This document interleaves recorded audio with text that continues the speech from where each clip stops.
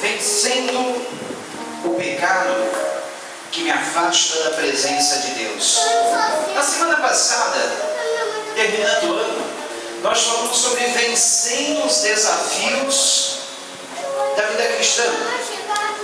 Vencendo os desafios que nós encontramos pela frente. Tem escolinha lá, se quiser levar o neném para lá, tá? Fique à vontade. Nós estamos também pretendendo colocar coisas lá na escolinha infantil, exatamente para atrair, segurar as crianças. Vou comprar uma piscina de bolinhas, escorregador, fazer um mini playground. Aí a criançada vai ter mais interesse de estar lá, né? Então, na semana passada nós falamos sobre vencendo os desafios da vida cristã. Hoje nós vamos falar também sobre um grande desafio que nós temos a vencer. Vencer o pecado que nos afasta da presença de Deus. Quantas vezes, talvez você já experimentou isso, você está muito bem com Deus, as coisas estão fluindo maravilhosamente bem, você faz de tudo para agradar a Deus, porque quem não quer ser amigo de Deus? Quantos querem aqui ser amigo de Deus?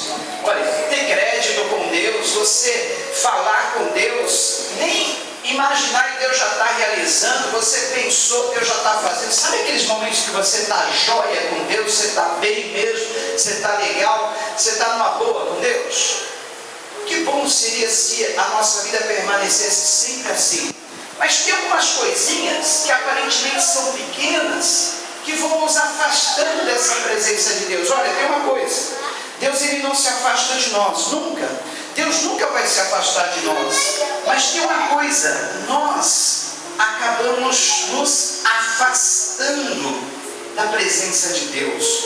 Olha, é tão bom quando nós lemos no Salmo 34, o anjo do Senhor acampa-se ao redor daquele que o teme e o livra de todo mal.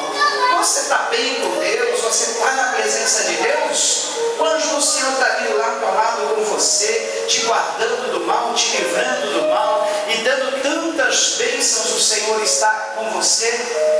Mas quando nós nos afastamos da presença de Deus, parece que tudo escurece, parece que as coisas começam a não dar certo, parece que os inimigos vêm e nos vencem, parece que tudo vem contra nós e acaba ganhando êxito na luta contra nós que nós travamos. Queridos, essa semana nós temos um coqueiro aí no quintal da igreja, né? E no começo até que ele dava frutos. Eu tirei alguns cocos, bebendo uma água de coco dele. Só que não tem para cá, não está dando mais coco. Aí outro dia minha sogra estava aí e falou: é por causa dessas folhinhas que criam em volta dele. Sabe aquela trepadeirinhazinha, aquela erazinha, tipo de uma era que vai crescendo, enrolando na água, que vai enrolando. Parece até bonitinho, eu achava bonito. Mas ela com mais vezes, isso aí estraga, tira a força da árvore. É como, não sei como é que chama aquela planta, é como se fosse ela estivesse absorvendo a vitamina do pé de coqueiro. É uma parasita, é tão bonitinha, mas é uma parasita. Aí eu falei, deixa comigo. Peguei uma escada, subi até o topo e fui tirando aquelas parasitazinhas em volta do coqueiro. Vai enrolando de baixo até em cima. E quantas eu tirei? Agora parece que ele já está até respirando mais aliviado, porque aquilo estava sufocando ele. Na nossa vida é a mesma coisa, queridos. Quantas coisinhas nós julgamos pequenas, até bonitinhas, sem perigo, mas de repente essas coisinhas pequenas parece que vão nos sufocando na nossa vida cristã, parece que vão tirando a nossa força, parece que vão minando a nossa energia. Daqui a pouco, olha, não temos mais vontade de orar a Deus, meditar na palavra dele, não temos mais vontade de estar aqui na casa de oração, na comunhão com os irmãos, vamos nos afastando. Aí só temos a perder com isso, porque na presença de Deus nós temos bênção, temos paz, temos alegria, temos tanta coisa boa, né? Nós pedimos a Deus e aquilo que nós pedimos segundo a sua vontade Ele nos concede, está tudo certo na nossa vida, flui maravilhosamente bem. Nós precisamos nos livrar dessas pequenas parasitazinhas. E há um texto na Bíblia que eu separei aqui, está em Josué, livro de Josué, lá no capítulo de número 9. Esse texto, essa história ilustra muito bem aquilo que acontece conosco. E diz assim: e souberam disso todos os reis que viviam a oeste do Jordão, nas montanhas, na Cefelá e em todo o litoral do Mar Grande até o Líbano. Eram os reis dos hititas, dos amorreus, dos cananeus, dos ferezeus, dos heveus e dos jebuseus. Eles se ajuntaram para guerrear contra Josué, contra Israel. Contudo, quando os habitantes de Gibeon souberam que Josué tinha feito com Jericó e Ai, recorreram a um ardil. Enviaram uma delegação com jumentos carregados de sacos gastos e vasilhas de couro velhas, rachadas e remendadas. Os homens calçavam sandálias gastas e remendadas e vestiam roupas velhas. Todos os pães do suprimento deles estavam secos e esmigalhados. Foram a Josué, ao acampamento de Gilgal, e disseram a ele e aos homens de Israel: viemos de uma terra distante, queremos que façam um acordo conosco. Os israelitas disseram aos heveus: talvez vocês vivam perto de nós. Como poderemos fazer um acordo com vocês? Somos seus servos, disseram a Josué. Josué, porém, perguntou: quem são vocês? De onde vocês vêm? Ele respondeu: seus servos vieram de uma terra muito distante por causa da fama do Senhor seu Deus. Pois ouvimos falar dele, de tudo o que fez no Egito e de tudo o que fez aos 2 reis dos amorreus a leste do Jordão, Seom, rei de Esbom, e Og, rei de Bazã, que reinava em Asterote. E os nossos líderes e todos os habitantes da nossa terra nos disseram: juntem provisões para a viagem, vão encontrar-se com eles e digam-lhes: somos seus servos, façam um acordo conosco. Esse nosso pão estava quente quando o embrulhamos em casa, no dia em que saímos de viagem para cá, mas vejam como agora está seco e esmigalhado. Essas vasilhas de couro que enchemos de vinho eram novas, mas agora estão rachadas, e as nossas roupas e sandálias estão gastas por causa da longa viagem. Os israelitas examinaram as provisões dos heveus, mas não consultaram o Senhor. Então Josué fez um acordo de paz com eles, garantindo poupar-lhes a vida. E os líderes da comunidade o ratificaram com juramento. 3 dias depois de fazerem um acordo com os gibeonitas, os israelitas souberam que eram vizinhos e que viviam perto deles. Por isso partiram de viagem. 3 dias depois chegaram à cidade dos heveus, que eram Gibeon, Quefira, Beerote e Kiriat-Jearim. Mas não os atacaram, porque os líderes da comunidade lhes haviam feito um juramento em nome do Senhor, o Deus de Israel. Toda a comunidade, porém, queixou-se contra os líderes, que lhes responderam: fizemos a eles o nosso juramento em nome do Senhor, o Deus de Israel, por isso não podemos tocar neles. Todavia, nós o trataremos assim: vamos deixá-los viver, para que não caia sobre nós a ira divina, por quebrarmos o juramento que lhe fizemos. E acrescentaram: eles ficarão vivos, mas serão lenhadores e carregadores de água para toda a comunidade. E assim se manteve a promessa dos líderes. Então Josué convocou os gibeonitas e disse: por que vocês nos enganaram, dizendo que viviam muito longe de nós, quando na verdade vivem perto? Agora vocês estão debaixo de maldição. Nunca deixarão de ser escravos, rachando lenha, carregando água para a casa do meu Deus. Eles responderam a Josué: os seus servos ficaram sabendo como o Senhor, o seu Deus, ordenou que o seu servo Moisés lhe desse toda essa terra e que destruísse todos os seus habitantes da presença de vocês. Tivemos medo do que poderia acontecer conosco por causa de vocês, por isso agimos assim. Estamos agora nas suas mãos. Faça conosco o que lhe parecer bom e justo. Josué então os protegeu e não permitiu que os matassem, mas naquele dia fez dos gibeonitas lenhadores e carregadores de água para toda a comunidade, para o altar do Senhor, no local que o Senhor escolhesse. É o que eles são até hoje. Muito bem, você deve estar perguntando assim: que história é? esquisita essa que o pastor está lendo. Eu vou explicar. Lembram na semana passada que nós falamos que havia um povo inimigo do povo de Israel, que era um povo filisteu? Era uma confederação de 5 cidades que sempre estavam lutando, guerreando contra Israel. E Deus mandou que Israel eliminasse aqueles povos da terra que ele iria ocupar. O que Deus deu para Israel? Deus deu uma terra para Israel propositalmente, porque aquela terra era habitada por um povo chamado cananeu, cruel. Eles já estavam cheirando mal as narinas de Deus. Deus estava enojado com o pecado daquele povo, porque até sacrifício de criança eles faziam sacrifício de crianças. Eles eram maus, cruéis. Eles não tinham nenhuma piedade e não havia como consertar aquele povo. Já era um costume de raiz. Então Deus falou: olha, vou dar essa terra para você, meu povo Israel. Vocês vão desapossar esses moradores dela, vão acabar com eles, sem dó. Era uma guerra. Numa guerra, um território a ser ocupado tem que ser vencido por um exército. E Deus mandou que Israel vencesse aqueles povos. Na semana passada nós falamos dos filisteus que guerreavam contra Israel. Hoje nós estamos falando de um outro povo, mas que também tinha a mesma raiz, os mesmos costumes, e que fazia parte desse povo que era inimigo do Senhor, os cananeus. Os mesmos cultos idolátricos, os mesmos costumes cruéis, fazer sacrifício de criança e tudo mais. E Deus mandou que Israel tirasse aquele povo da terra, vencesse aquele povo, destruísse, matasse-os. Israel assim fez com Jericó, derrotou a cidade de Jericó, derrotou a cidade de Ai. Só que havia um povo chamado Gibeonitas, que fazia parte do povo cananeu, que disse: olha, nós não vamos dar mole, porque se nós dermos moleza, Israel vai fazer conosco o mesmo que fez com esses outros povos.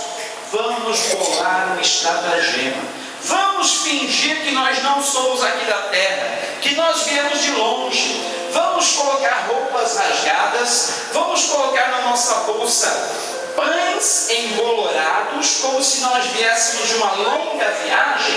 E quando eles perguntarem por nós, nós vamos dizer: olha, nós não somos dessa terra, nós viemos de longe e nós estamos pedindo por piedade, por clemência, que vocês nos deixem ficar aqui num pedacinho dessa terra. E assim o fizeram, e enganaram Josué direitinho. Era o próprio inimigo, o próprio vizinho deles, enganando-os, e eles fizeram uma aliança, uma forma dizendo: olha, nós não vamos mexer com vocês, nós vamos deixar vocês aqui. E aí tiveram que cumprir aquela aliança, cumprir aquele acordo, e não puderam mexer com os cananeus, tirar os cananeus dali daquela terra.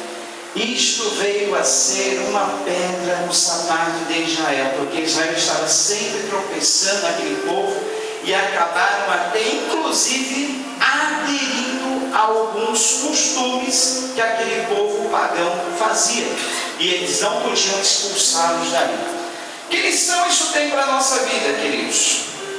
Na nossa vida, como eu falei daquela plantinha que acaba minando as forças do coqueiro, às vezes nós consentimos com pequenos hábitos, pequenos costumes, que acabam virando um vício, muitas vezes acabam se tornando um padrão na nossa vida, um costume que nós consideramos normal, mas que isso acaba tirando as nossas forças espirituais, isso acaba minando a nossa energia espiritual. Quer ver quais são essas coisas? Estão escritas em Gálatas, capítulo 5, versículos 16 a 21, que diz: por isso digo, vivam pelo Espírito, e de modo nenhum satisfarão os desejos da carne, pois a carne deseja o que é contrário ao Espírito, e o Espírito o que é contrário à carne. Eles estão em conflito um com o outro, de modo que vocês não fazem o que desejam. Mas se vocês são guiados pelo Espírito, não estão debaixo da lei. Ora, as obras da carne são manifestas: imoralidade sexual, impureza e libertinagem, idolatria e feitiçaria, ódio, discórdia, ciúmes, ira, egoísmo, dissensões, facções, inveja, embriaguez, orgias e coisas semelhantes. Eu os advirto como antes já os adverti, que os que praticam essas coisas não herdarão o reino de Deus. É duro, hein? Essa última parte aí do versículo pega, hein? Os que praticam essas coisas não herdarão o reino de Deus. Gente, eu vou ler na linguagem de hoje, porque é uma linguagem até mais fácil de entender. Se tem alguma palavra que não ficou bem entendida, alguma palavra que ficou obscura, a linguagem de hoje vai tirar essa dúvida. Vou ler novamente o versículo nessa linguagem. As coisas que a natureza humana produz são bem conhecidas. Elas são imoralidade sexual, impureza, ações indecentes, adoração de ídolos, feitiçarias, as inimizades, as brigas, as ciumeiras, os acessos de raiva, a ambição egoísta, a desunião, as divisões, as invejas, as bebedeiras, as farras e outras coisas parecidas como essas. Repito o que já disse: os que fazem essas coisas não receberão o reino de Deus. Essas coisinhas que nós vemos aí, às vezes parecem pequenas. Ah, pastor, aí não está incluído matar, não está incluído roubar, não fala claramente adultério, que são as coisas que a gente classificamos como grandes pecados. Só que essas coisinhas pequenas que nós acabamos de ler são as coisas que nos impedem de entrar no reino de Deus. E quantos não querem estar no reino de Deus? O reino de Deus é isso que nós já estamos vivenciando aqui na terra. Eu já estou no reino de Deus. Quem recebeu a Jesus no seu coração, resolveu mudar de vida, já está no reino de Deus, porque o reino de Deus está entre nós. O reino de Deus é paz, alegria no Espírito. E essa paz, essa alegria no Espírito, essa presença de Deus, vai continuar para sempre conosco eternamente. Vamos morrer, descansar, mas vamos viver como se fosse um sonho eterno. Isso é o reino de Deus em nossa vida. Nós já estamos vivendo nesse reino. Não temos medo da morte, não temos medo de nada, enfrentamos os desafios, temos força para viver, alegria, fé, nós temos entusiasmo, temos desejo de vencer na vida. Isso é o reino de Deus entre nós. Só que aqueles que consentem com essas coisinhas que nós acabamos de ler, acabam por deixar de desfrutar das coisas boas do reino de Deus na sua vida. Porque essas coisinhas, como uma plantinha parasita, vão minando a nossa força, vão tirando o nosso apetite pelas coisas espirituais. Daqui a pouco nós nos sentimos um peixe fora d'água, dentro do habitat divino, dentro do ambiente celestial, dentro do ambiente espiritual, nos sentimos fora d'água. E lá fora, vivendo nesse mundo, aí que o vazio pega, nos sentimos vazios. Nos sentimos sem nada por dentro. Nos sentimos como que se nenhum dos dois ambientes estivesse bom para nós. Olha, essas coisinhas pequenas são os cananeus que nós deixamos habitar conosco. Sabe aquela parábola do camelo que estava com frio, muito frio, no meio do deserto? E havia um beduíno, aqueles habitantes do deserto, que tinha sua tenda. Camelo, um belo dia, colocou o focinho na porta da tenda do beduíno. O beduíno ficou com dó, deixou, pode ficar, mas só o focinho aqui dentro. De repente, o camelo fez um pouquinho mais de força, como que querendo colocar também a sua cabeça para dentro da tenda. O beduíno com dó deixou o camelo colocar só a cabeça para dentro da tenda. Daqui a pouco o camelo ainda faz mais um pouquinho de força e tentou entrar com o seu corpo para dentro da tenda. O beduíno ficou com dó e falou: vou deixar esse pobre camelo que está com frio nesse deserto, entrar dentro da minha tenda. E lá dentro da tenda, o camelo agora começa a fazer força, se agitar de um lado para o outro, e acaba botando o beduíno para fora da tenda dele. Conclusão: às vezes nós deixamos coisinhas pequenas entrar na nossa vida, entrar no nosso coração, e essas coisas acabam por tirar de nós tudo aquilo que é paz, tudo aquilo que é alegria, tudo aquilo que é fé, tudo aquilo que é bondade, tudo aquilo que nós temos de bom. Esses pequenos cananeiros tiram da nossa vida e acabam até tirando o nosso lugar no reino de Deus. Queridos, não vamos consentir. Eu vou repetir mais uma vez e vou falar um pouquinho dessas coisas. Quais são essas coisas que nós consideramos pequenas, que acabam nos excluindo do reino de Deus, ou da presença de Deus? Imoralidade sexual, impureza e ações indecentes. Imoralidade sexual é o sexo fora do padrão que Deus determinou. O padrão que Deus determinou para o sexo é somente, única e exclusivamente dentro do casamento, entre marido e mulher.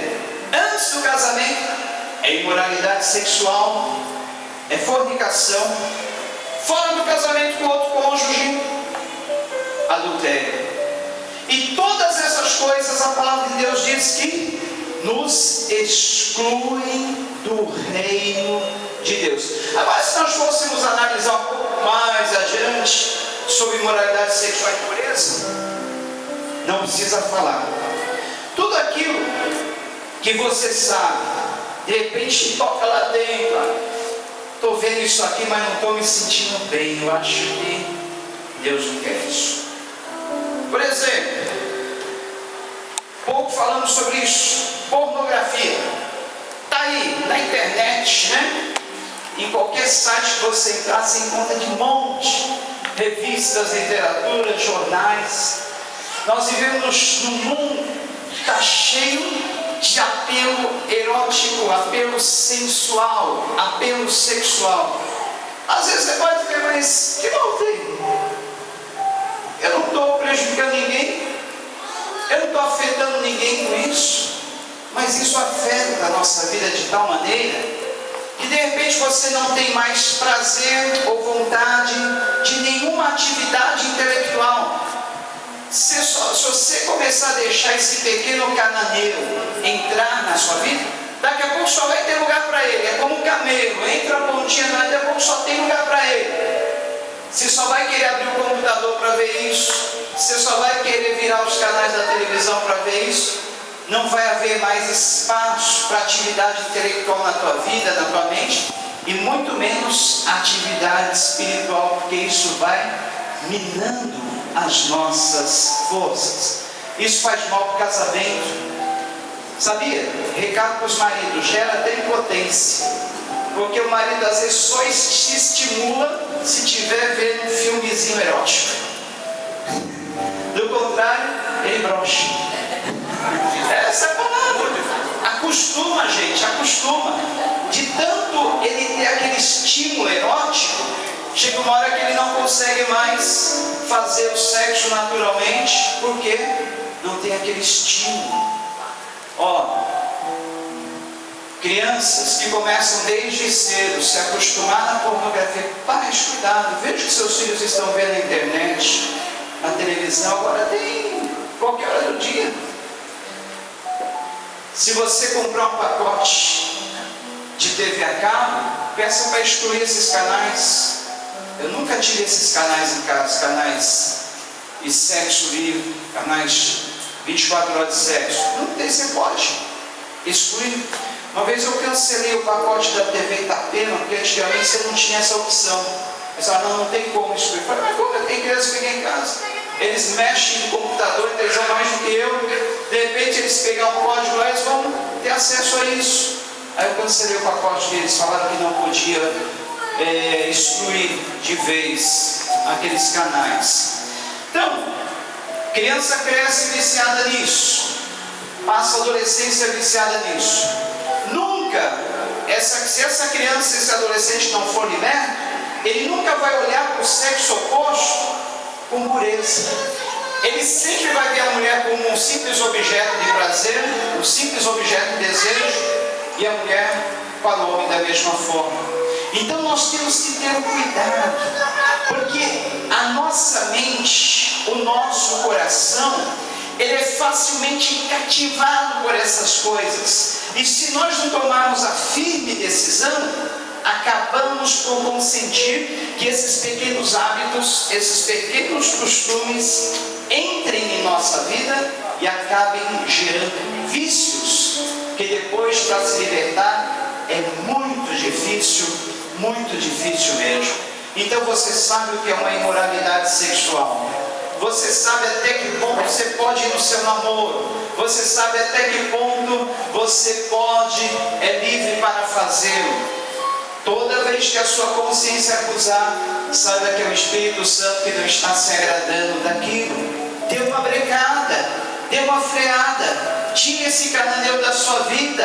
Não deixe esse hábito acabar te escravizando. Fuja disso, fuja do pecado, porque se você consentir um pecado na sua vida, você acaba deixando de desfrutar do reino de Deus na sua vida. Então nós temos aí, olha, imoralidade sexual, impureza, ações indecentes, adoração de ídolos, feitiçarias, inimizades, brigas, ciumeiras, ciumezinhos. Que coisa tola, né? Queridos, é hora de crescer. Ter ciúme do amigo, do colega, da pessoa, porque aquele colega está com outra pessoa, está dando mais atenção. Isso é coisa de criança.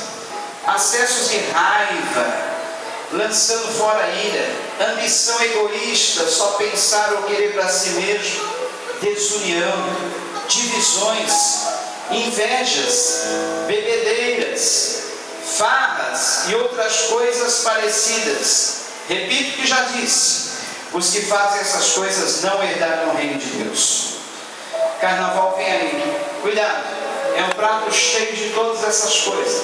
Eu costumo dizer que a igreja tem as suas piores baixas no final de ano e na festa de carnaval, porque infelizmente muitos acabam se contaminando por essas coisas que o mundo oferece e acabam perdendo o paladar para as coisas espirituais. Cuidado. Há uma história na Bíblia, por isso eu digo: não venda a sua herança, não perca o privilégio de ser participante das coisas de Deus, do reino de Deus. Primeiro livro de Reis, no capítulo 21, conta-nos a história de um homem chamado Nabote. Esse homem tinha uma vinha, e diz que algum tempo depois um incidente envolvendo uma vinha que pertencia a Nabote de Jezreel. A vinha ficava em Jezreel, no lado do palácio de Acabe, rei de Samaria. Acabe tinha dito a Nabote: dê-me a sua vinha para eu usar como horta, já que fica ao lado do meu palácio.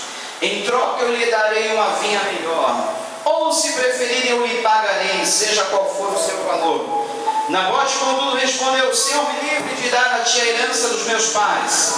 Então Acabe foi para casa aborrecido e indignado, porque Nabote de Jezreel lhe dissera: não te darei a herança dos meus pais. Deitou-se na cama, virou o rosto para a parede e recusou-se a comer.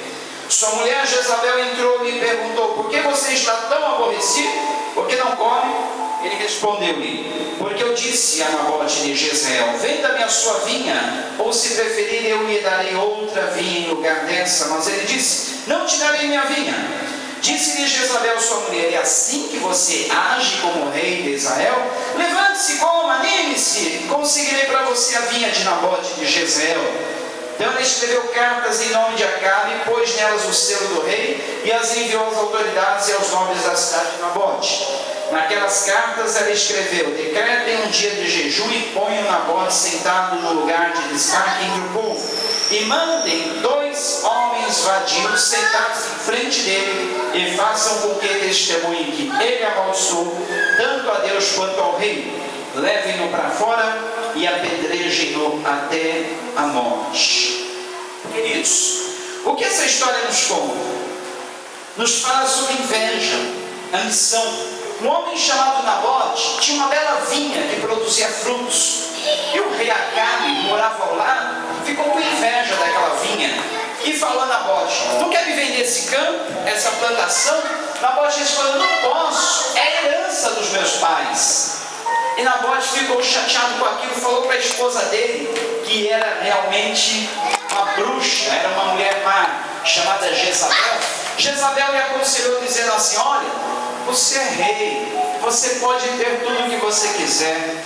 Por que você não bola uma estratégia para fazer com que Nabote seja acusado, condenado à morte por apedrejamento? É só você arrumar 2 falsas testemunhas que digam que Nabote blasfemou contra Deus e contra o rei, ele vai ser digno de apedrejamento. Assim o fizeram, 2 homens acusaram Nabote e ele acabou sendo apedrejado até a morte, e o rei Acabe acabou tomando posse da vinha dele, mas pela força. Ele nunca vendeu a sua herança. Nós temos uma herança de Deus. Nós herdamos de Deus o reino dos céus, o reino dele. Nós recebemos por herança toda sorte de bênçãos, tudo o que o Senhor nos conquistou na cruz. Nós não cantamos?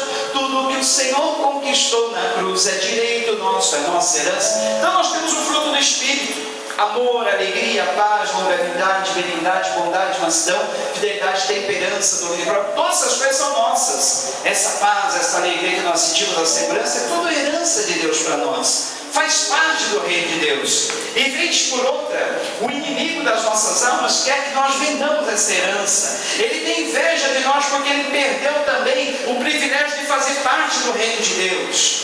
E ele quer nos tomar. Quando ele vê você alegre, ele vê você abençoado, ele vê você cheio de paz, ele vê você recebendo, ele quer tirar isso de você. E ele oferece coisas. Oferece prazeres da carne, coisas que nos afastam da presença de Deus, coisas que nos tiram da presença de Deus. E se nós não tomamos cuidado, nós acabamos cedendo. Mas Nabote, ele resistiu. Ele resistiu. Diz que tem um bichinho chamado arminho. Ele tem a pluma muito branquinha, aveludada. E o arminho diz que ele não suja o seu pelo por nada. Os caçadores, sabendo disso, quando querem apanhar um arminho, eles enchem de graxa, de sujeira, a toca do bichinho. E quando ele vai entrar na sua toca, ele está sendo perseguido pelos caçadores, ele vai entrar na toca, ele vê que a porta dela, que é estreita, está cheia de graxa, ele não passa, ele prefere ser morto, mas ele não suja o seu pelo. Não se suje por coisas tão pequenas, banais, que acabam nos tirando da presença de Deus. São coisas enganadoras, são prazeres passageiros, efêmeros, que não conseguem preencher o nosso vazio. Para finalizar, olha aí, gente querida. Hebreus 12, 1 a 3, um recado importante para nós. Portanto, também nós, uma vez que estamos rodeados por tão grande nuvem de testemunhas, livremos-nos de tudo que nos atrapalha e do pecado que nos envolve, e corramos com perseverança a corrida que nos é proposta, tendo os olhos fitos em Jesus, autor e consumador da nossa fé. Ele, pela alegria que lhe fora proposta, suportou a cruz, desprezando a vergonha, e assentou-se à direita do trono de Deus. Pensem bem naquele que suportou a oposição dos pecadores contra si mesmo, para que vocês não se cansem, nem se desanimem. Na luta contra o pecado, vocês ainda não resistiram até o ponto de derramar o próprio sangue. Vocês se esqueceram da palavra de ânimo que ele lhes dirige como a filhos? Meu filho, não despreze a disciplina do Senhor, nem se magoe com a sua repreensão, pois o Senhor disciplina a quem ama e castiga todo aquele a quem aceita como filho. Suportem as dificuldades, recebendo-as como disciplina. Deus os trata como filhos. Pois qual o filho que não é disciplinado por seu pai? Se vocês não são disciplinados, e a disciplina é para todos os filhos, então vocês não são filhos legítimos, mas sim ilegítimos. Além disso, tínhamos pais humanos que nos disciplinavam, e nós os respeitávamos. Quanto mais devemos submeter-nos ao Pai dos Espíritos, para assim vivermos. Nossos pais nos disciplinaram por curto período, segundo lhes parecia melhor. Mas Deus nos disciplina para o nosso bem, para que participamos da sua santidade. Nenhuma disciplina parece ser motivo de alegria no momento, mas sim de tristeza. Mais tarde, porém, produz fruto de justiça e paz para aqueles que por ela forem exercitados. Portanto, fortaleçam as mãos enfraquecidas e os joelhos vacilantes. Façam caminhos retos para os seus pés, para que o manco não se desvie, mas antes seja curado. Esforcem-se para viver em paz com todos e para serem santos. Sem santidade ninguém verá o Senhor. Cuidem que ninguém se exclua da graça de Deus, que nenhuma raiz de amargura brote e cause perturbação, contaminando a muitos. Não haja nenhum imoral ou profano como Esaú, que por uma única refeição vendeu os seus direitos de herança como filho mais velho. Como vocês sabem, posteriormente, quando quis herdar a bênção, foi rejeitado e não teve como alterar a sua decisão, embora buscasse a bênção com lágrimas. Queridos, esse texto aí tem um grande alerta para a nossa vida. Em Provérbios 6, 16, 19, completamos assim: há 6 coisas que o Senhor odeia, 7 coisas que Ele detesta. Quais são as coisas que o Senhor mais detesta? Olhos altivos, a pessoa soberba, a pessoa que se acha melhor do que os outros, superior. Língua mentirosa, pessoa que fala mentira, ama mentira. Mãos que derramam sangue inocente, como fizeram com Nabote. Coração que traça planos perversos, pessoa que fica maquinando mal. Pés que se apressam para fazer o mal. Testemunha falsa que espalha mentiras, é o que fizeram com Nabote, que nós lemos. E aquele que provoca discórdia ou desunião entre irmãos. São 7 coisas que Deus detesta. E aquele que as pratica não pode ser amigo de Deus, desfrutar das bênçãos de Deus. Queridos, Hebreus 12 nos dá um alerta para nós resistirmos e lutarmos contra o pecado, se nós quisermos ser participantes do reino de Deus. Vamos curvar nossa cabeça e vamos orar nesse momento, pedindo ao Pai que Ele nos dê a graça, a força, a perseverança, para lutarmos contra todas essas coisas que nós acabamos de ver, coisas que às vezes a gente julga pequena, julgamos pequenas, julgamos sem importância, julgamos até inofensivas, achamos que não estamos fazendo mal a ninguém se praticarmos, mas na verdade essas coisas causam-nos um grande mal, nos afastam da presença de Deus, tiram o nosso paladar para as coisas espirituais, perdemos o gosto pelas coisas de Deus, até o prazer de estar na casa dele nós perdemos por causa dessas coisinhas. Isso vai minando a nossa vida espiritual, vai minando a nossa fé. Daqui a pouco nós nos afastamos completamente da presença de Deus, por nós mesmos nos excluímos do reino de Deus, quando Deus, Ele quer-nos cada vez mais perto dEle, quando Deus, Ele nunca desiste de nós, está sempre nos chamando para a presença dEle, para desfrutarmos de todas as coisas boas que a presença dEle produz na nossa vida. Então que nesta noite nós possamos fazer um pacto, possamos fazer um concerto com o nosso Deus, dizer: olha Deus, eu quero excluir da minha vida essas coisas, mas eu por mim mesmo não tenho força. Eu peço que tu me dê força, eu peço que tu me ajude, eu peço que tu esteja me dando essa vontade de eliminar da minha vida essas coisas, e ao mesmo tempo me ajudando a eliminar da minha vida essas coisas, porque eu não quero ficar fora da tua presença, eu não quero estar excluído do reino de Deus, porque é o reino de Deus que essa paz, essa justiça, essa alegria do Espírito Santo precisa estar na minha vida. Eu quero viver essa paz a partir de então, eu quero viver essa alegria, eu quero viver, Senhor, tudo isso que o teu reino tem para a minha vida, não só na eternidade, mas a partir de já, a partir de agora. Eu quero estar no reino de Deus, eu quero fazer parte desse reino. E se é necessário excluir essas coisinhas, essas parasitas da minha vida, eu quero que tu comece a me dar força para me excluir a partir de agora, para que eu volte a sentir o sabor das coisas espirituais, para que eu volte a sentir o prazer, a alegria da vida cristã.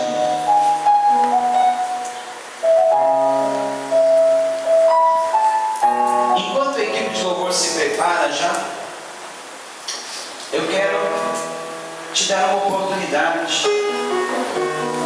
Se você realmente sente que você não tem força por você mesmo para excluir qualquer um desses hábitos da sua vida, mas você deseja nessa noite uma libertação, eu quero que você dê um passo aqui à frente no altar, e nós vamos estar orando pela tua vida, nós vamos estar orando por você, para que Deus derrame uma graça tal sobre a tua vida, que a partir de que você venha experimentar tudo aquilo que Deus tem para você.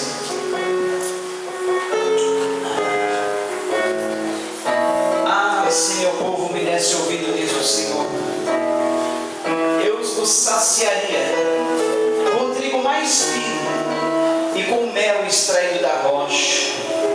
Eu de pronto lhe abateria todos os seus inimigos, e a sua paz seria como um rio.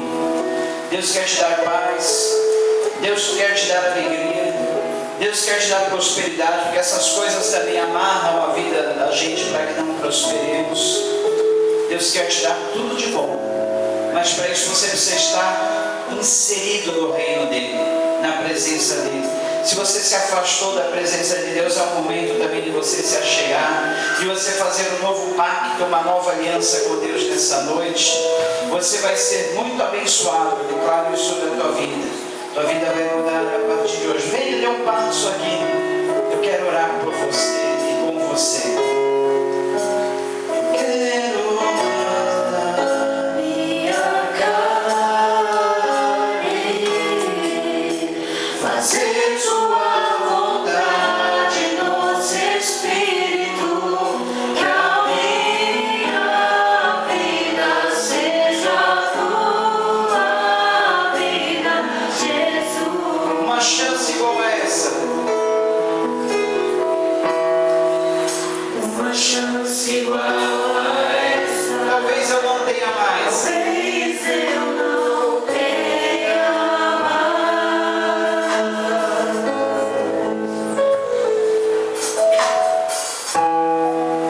Quero estar em tua presença. Quero estar em tua presença. Que seja a última vez.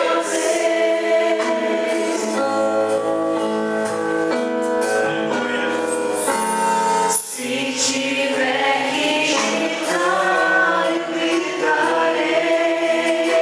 Se tiver que humilhar, se tiver que chorar, eu chorarei.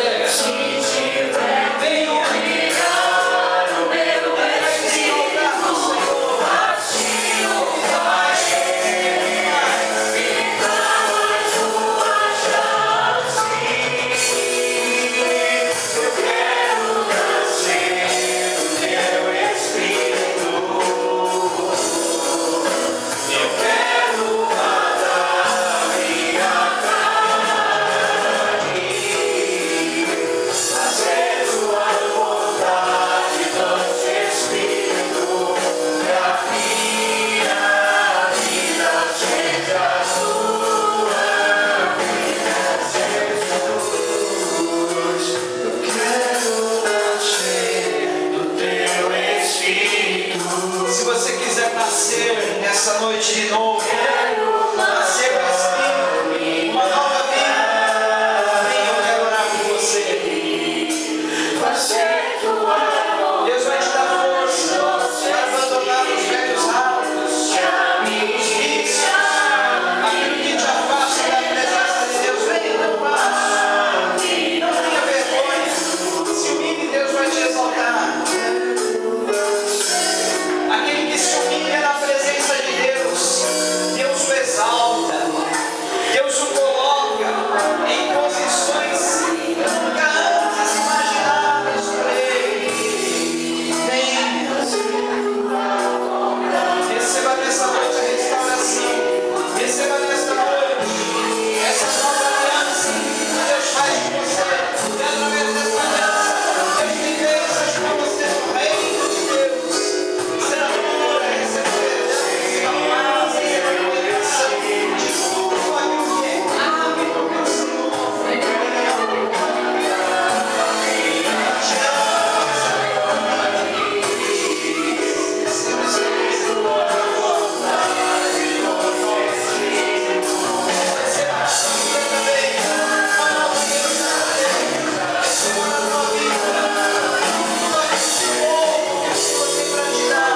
Receba na sua vida renovação, restauração, o perdão, uma nova aliança, bênçãos espirituais, reino de Deus. Receba nesta noite, em nome de Jesus. Receba nesta noite a restauração. Receba nessa noite, em nome de Jesus, através dessa nova aliança com Deus, desse novo acordo. Receba tudo aquilo que o Senhor tem para te dar. Receba agora em nome de Jesus. Aleluia. Receba a filha amada de Deus. Receba a filha amada de Deus. Toda sorte de bênçãos. Receba nesta noite. Receba nesta noite uma nova visão espiritual. Receba nesta noite tudo que o Senhor tem para te dar.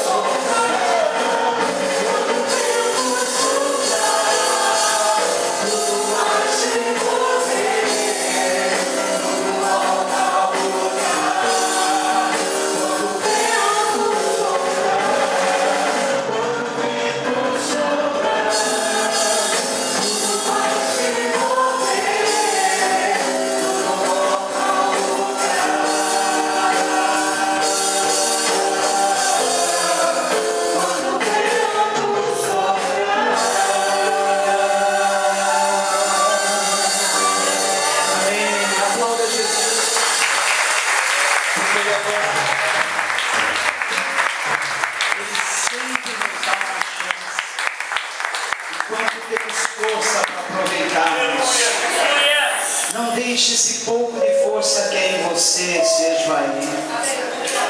Mesmo que você não venha, nem veio à frente nessa noite, se apegue com Deus, faça uma aliança com Ele e diga que você quer dele forças para vencer tudo aquilo que tira você da presença dele.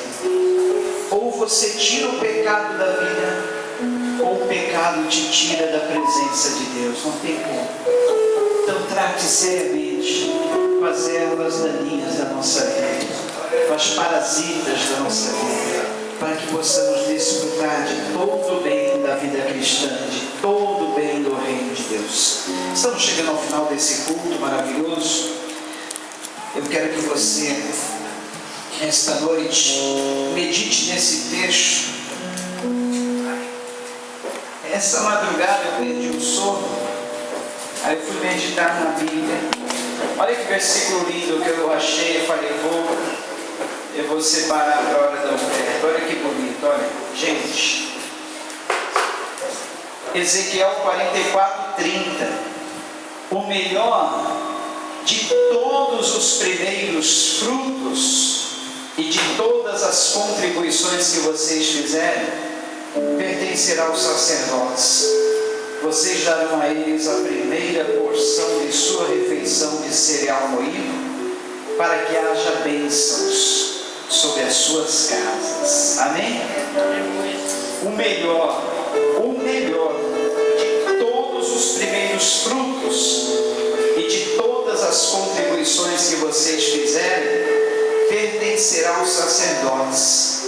Vocês darão a eles a primeira porção de sua refeição de cereal moído, para que haja bênçãos sobre as suas casas. Amém? Olha, gente, interessante. Lá no Antigo Testamento, esse texto, Deus dava essa ordem ao povo para que eles trouxessem o melhor de todos os primeiros frutos e de todas as contribuições. Essa parte vinha para os sacerdotes que trabalhavam no templo.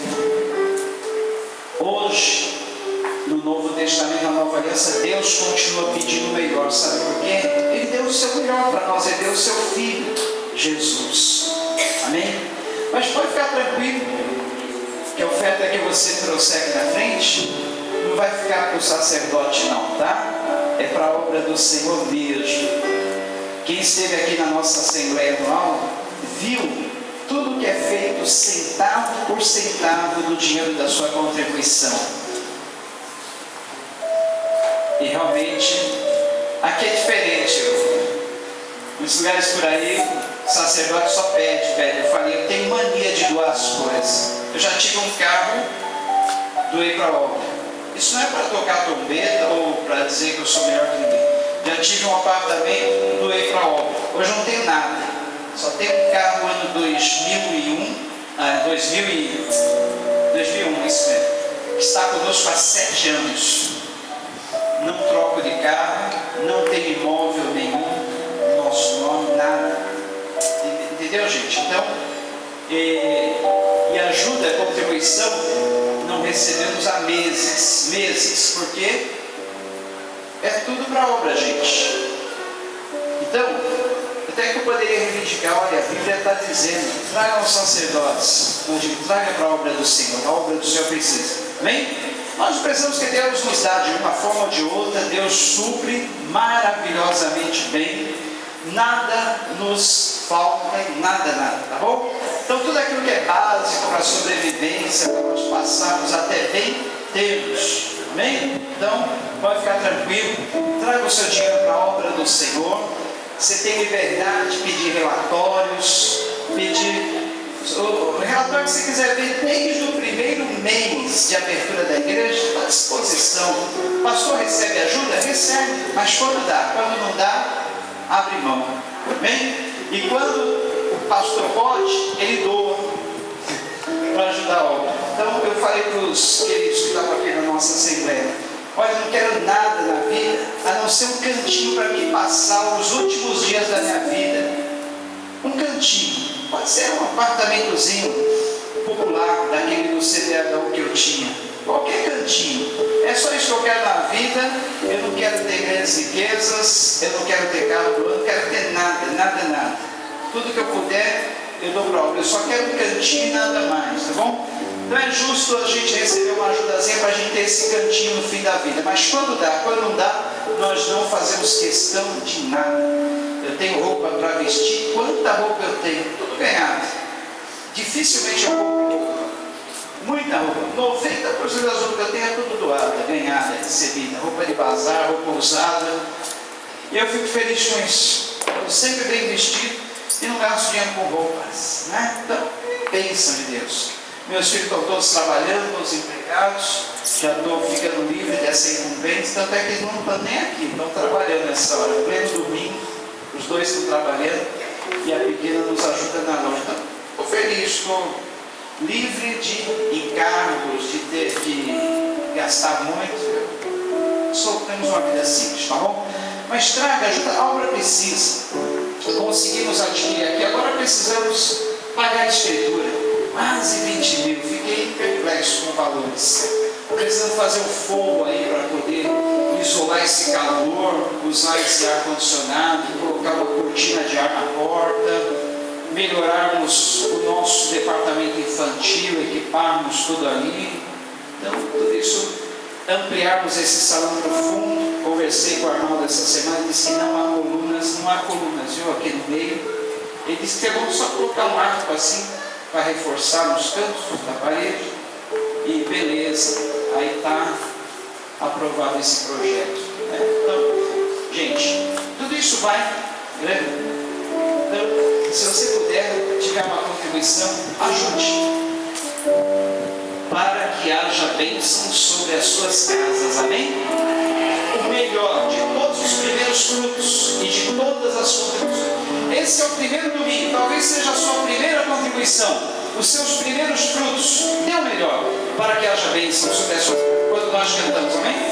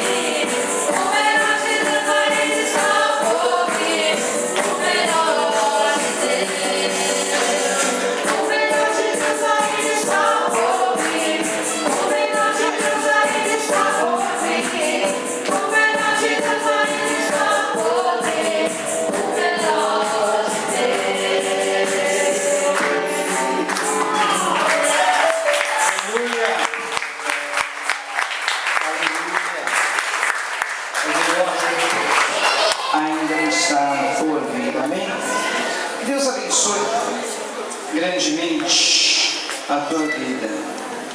Eu ia procurar aqui na Bíblia o referencial desse versículo para hoje, mas está em Gálatas 6.